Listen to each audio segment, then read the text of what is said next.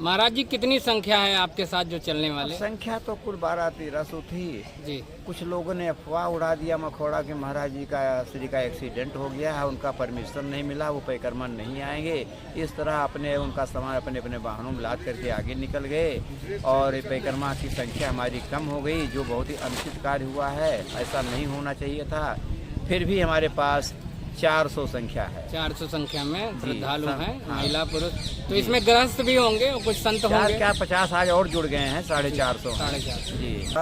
तो त्रेता काल में मखौड़ा धाम में पुत्रेष्ठ यज्ञ सिंगी ऋषि के द्वारा संपादित हुआ था, जहाँ से भगवान राम लक्ष्मण भरत शत्रुघ्न आदि की उत्पत्ति बताई जाती है।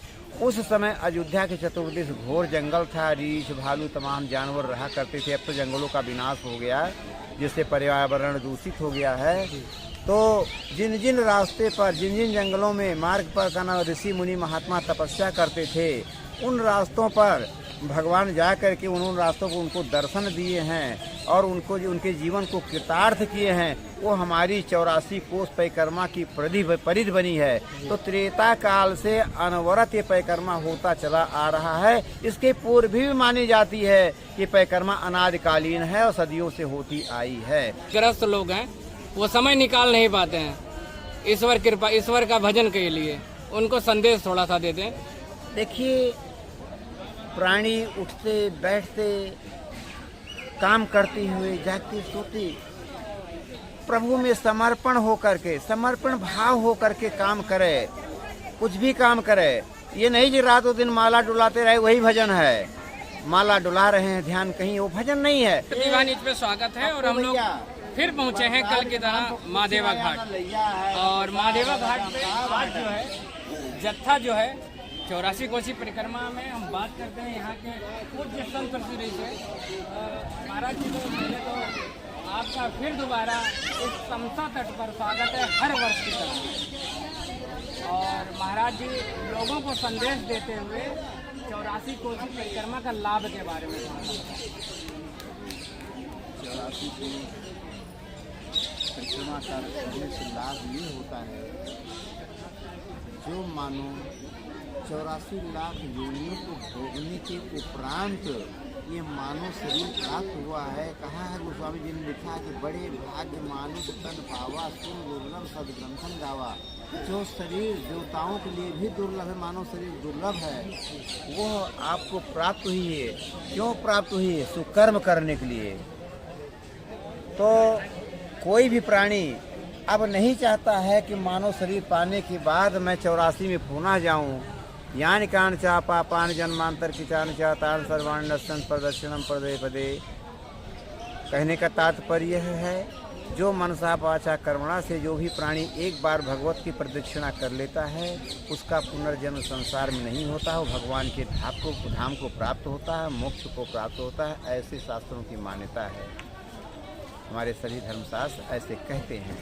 इस उद्देश्य से दूर दराज के देश के कोने कोने से श्रद्धालु भक्तगण आए हुए हैं, माताएं हैं, बहनें हैं, बहुएं हैं, बेटियां हैं, सब परिक्रमा कर रहे हैं कि भगवान के धाम की 84 कोस परिक्रमा का। और 84 कोस परिक्रमा का मेन उद्देश्य क्या है? यद्यप सब बैकुंठ पखाना, वेद पुराण विदित सब जाना, अयोध्या साक्षात बैकुंठपुरी है। और जो बैकुंठपुरी की एक बार भी मनसा वाचा से कर्म परिक्रमा कर लेता है, उसका पुनर्जन्म तो समर ही जाता है। वो क्यों दोबारा इसमें भूलोक में आएगा? इस उद्देश्य से, इस पर्पज से 84 कोस की परिक्रमा की जाती है। ये त्याग और तपस्या की विषय वस्तु है। इस गर्मी माह में नीचे कंकड़ीले पत्थर है, ऊपर तपती हुई धूप है, सबको बर्दाश्त करते हुए जो घरों में एसियों में रहने वाले भक्तगण हैं, वो ये पगडंडियों में चल करके दुख मुसीबत सह करके भगवान की प्रदक्षिणा करते हैं कि हे भगवान, हमें मोक्ष की प्राप्ति दो, दोबारा पुनर्जन्म संसार में न हो और मैं आपके धाम का। महाराज जी कितनी संख्या है आपके साथ जो चलने वाले? संख्या तो कुल 12-1300 थी जी।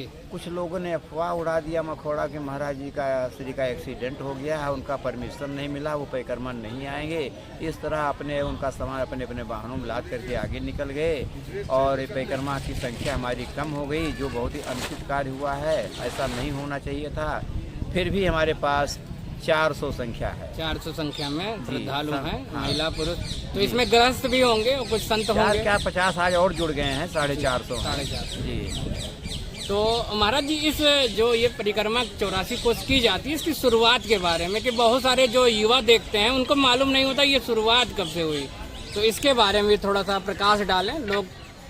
त्रेता युग में महाराज दशरथ ने श्रृंगी ऋषि के द्वारा पुत्रेष्ट यज्ञ मखौड़ा मगधाम मनोरमा थाना परशुराम जनपद बस्ती में कराया था। श्रृंगी ऋषि वशिष्ठ बलावा पुत्र काम शुभ यज्ञ करावा।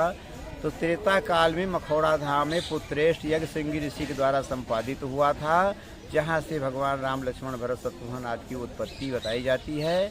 उस समय अयोध्या के चतुर्दिश घोर जंगल था, रीछ भालू तमाम जानवर रहा करते थे। अब तो जंगलों का विनाश हो गया, जिससे पर्यावरण दूषित हो गया है। तो जिन जिन रास्ते पर, जिन जिन जंगलों में मार्ग पर का ऋषि मुनि महात्मा तपस्या करते थे, उन रास्तों पर भगवान जा करके उन रास्तों को उनको दर्शन दिए हैं और उनको जो उनके जीवन को कृतार्थ किए हैं, वो हमारी 84 कोस परिक्रमा की परिधि बनी है। तो त्रेता काल से अनवरत ये परिक्रमा होता चला आ रहा है। इसके पूर्व भी मानी जाती है कि परिक्रमा अनादिकालीन है और सदियों से होती आई है, लेकिन त्रेता काल से इसका प्रमाण पूर्ण रूपेण मिलता है। मतलब त्रेता काल से ही इसका प्रमाण जो है पूर्ण रूप से मिलता है। राजा दशरथ जी हाँ। के द्वारा जो है परिक्रमा की शुरुआत हुई थी। हाँ। महंत जी, आज के समय में जो गृहस्थ जीवन लोग यापन करते हैं, उनको भगवत की तरफ से, भगवत ज्ञान की तरफ से या धर्म की तरफ से लौटने के लिए कोई संदेश अपने माध्यम से देते हैं। बहुत सारे गृहस्थ लोग हैं, वो समय निकाल नहीं पाते हैं ईश्वर कृपा, ईश्वर का भजन के लिए, उनको संदेश थोड़ा सा देते हैं। देखिए, प्राणी उठते बैठते काम करते हुए जागते सोते प्रभु में समर्पण हो करके, समर्पण भाव हो करके काम करे, कुछ भी काम करे। ये नहीं कि रातों दिन माला डुलाते रहे वही भजन है। माला डुला रहे हैं, ध्यान कहीं, वो भजन नहीं है। समर्पण भाव होना चाहिए व्यक्ति के अंदर। जो समर्पण भाव होकर भगवान का लक्ष्य कार्य करता है, वही भगवत भजन है। वो चाहे ये नहीं कि अच्छे कार्य मैंने किया तो मैंने कर डाला, इतने ब्राह्मणों को भोजन दे दिया, इतने संतों को भोजन खिला दिया, इतना दक्षिणा बांट दिया, तो वो तो आपने बखान कर दिया। लेकिन जो आपने कुकर्म कर डाले, उसको तो आपने देखा कोई देख नहीं रहा है, उसको आपने छिपा लिया, तो मरते दम तक पाप का पलड़ा भारी हो जाता है, पुण्य का पलड़ा समाप्त हो जाता है। तो लोग कहते हैं जिंदगी जीवन भर मैंने सुकर्म किया, धर्म किया, यज्ञ किया, पुण्य किया, पूजा का पाठ किया, फिर मैं भगवान कौन जन्म काम को प्राप्त मिल गया, मैं भोग रहा हूँ। यही है, पुण्य बांट देते हैं, पपुआ लादे रह जाते हैं। तो समर्पण भाव होकर, चाहे नर हो, चाहे नारी हो, चाहे बच्चे हो, चाहे जवान हो, चाहे वृद्ध हो, समर्पण भाव होगी। ईश्वर को समर्पण हो जाना चाहिए कि हे प्रभु, मैं जो कुछ भी कर रहा हूँ, करई करावे भंजय सोई, उमा मरम जाना नहीं कोई। हे प्रभु, जो कुछ मैं करता हूँ आपका एको ब्रह्म द्वितीयो नाश, एक ब्रह्म के अलावा संसार में जो कुछ भी है सब नाशवान है। ईश्वर अंश जीव नाशी, ईश्वर का अंश बास, ईश्वर का अंश ये मानव शरीर में व्याप्त है। जो करता धरता है सब प्रभु की प्रेरणा से होता है। ये भावना होनी चाहिए। अच्छा कर रहा हूँ तो मैं प्रभु प्रेरणा से कर रहा हूँ, बुरा कर रहा हूँ प्रभु प्रेरणा कर रहा हूँ, तो आप भगवान में समर्पित हैं। यदि कहते हैं आप अच्छा किया तो मैं किया, बुरा हुआ तो भगवान ने कराया, तो आपको भोगना पड़ेगा। भूतो ना भविष्य तो। बहुत अच्छा लगा, क्योंकि महंत जी का एक ऐसा वाक्य जो है, जैसे कहते हैं सीसीटीवी कैमरा लगा हुआ उसमें रिकॉर्ड हो जाएगा, लेकिन ऊपर वाले के सीसीटीवी कैमरा में इतनी शक्ति है कि आपके पाप को वो तुरंत डिटेक्ट कर लेगा और पुण्य जो है वो एक धरा का धरा रह जाएगा। तो प्रतिभा न्यूज पर पूज्य महंत गयादास जी महाराज जी मौजूद थे और यहाँ पर जितने भी श्रद्धालु लोग जो है और प्रदेशों से आए हुए हैं, कुछ जो है कोलकाता से हैं, कुछ बिहार से, पूरे देश के कोने कोने से, पूरे देश के कोने कोने से, कुछ उनसे भी बात करते हैं और उनकी समस्या और उनका जो रास्ते में जो समस्या मिली हुई है, तो उन सब चीजों को लेकर बात करते हैं। बस आज के लिए इतना ही, फिर मिलते हैं नई शख्सियत, नई बाइट प्रतिभा न्यूज पे।